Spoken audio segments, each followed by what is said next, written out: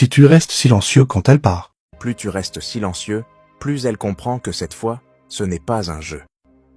Quand le silence s'installe et que l'homme qu'elle croyait avoir à portée de main ne la poursuit plus, une tension invisible naît en elle.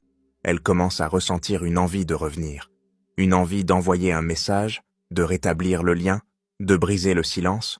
Mais aussitôt que ce désir monte, une autre force se lève pour lui barrer la route, son orgueil. Et entre les deux, c'est une guerre silencieuse qui commence.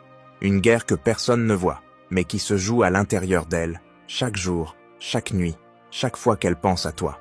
Alors elle se ravise, elle se retient, elle garde le silence, non pas parce qu'elle ne ressent rien, mais parce qu'elle a peur de perdre la maîtrise de l'image qu'elle projette. Cette image de la femme forte, détachée, indépendante, celle qui ne court jamais après, celle qui ne revient jamais en arrière. Mais la vérité, c'est que ton absence pèse. Elle pense à toi plus souvent qu'elle ne l'avoue. Elle voit des lieux, des mots, des gestes, et ton souvenir ressurgit. Et dans ces moments-là, l'envie de revenir est réelle, authentique. Pas parce qu'elle est en manque d'attention, mais parce qu'elle sent qu'il y avait quelque chose de vrai, quelque chose qu'elle n'a peut-être pas su reconnaître à temps. Mais cet orgueil, cette barrière intérieure qu'elle a érigée, est puissant. Parfois, il s'agit simplement de peur. Peur d'être ignoré, peur de ne pas être accueilli, peur que ton silence ne soit pas une pause, mais une fin. Ce qui est douloureux pour elle, c'est qu'elle sent que la porte ne se rouvrira pas facilement. Elle sait que tu n'es plus dans l'attente, que tu n'es pas de ceux qui reviennent simplement parce qu'on se manifeste à nouveau. Et c'est cette réalité qui la fait hésiter.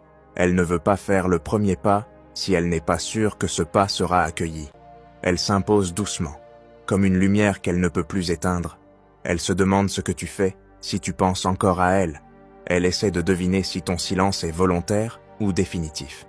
Et elle s'imagine peut-être que tu reviendras, que tu feras le premier pas une fois de plus, mais tu ne le fais pas. Et plus tu restes silencieux, plus elle comprend que cette fois, ce n'est pas un jeu. Tu t'es vraiment retiré. Pas pour manipuler, pas pour punir, mais pour te respecter. Et c'est ce respect que tu t'es accordé à toi-même.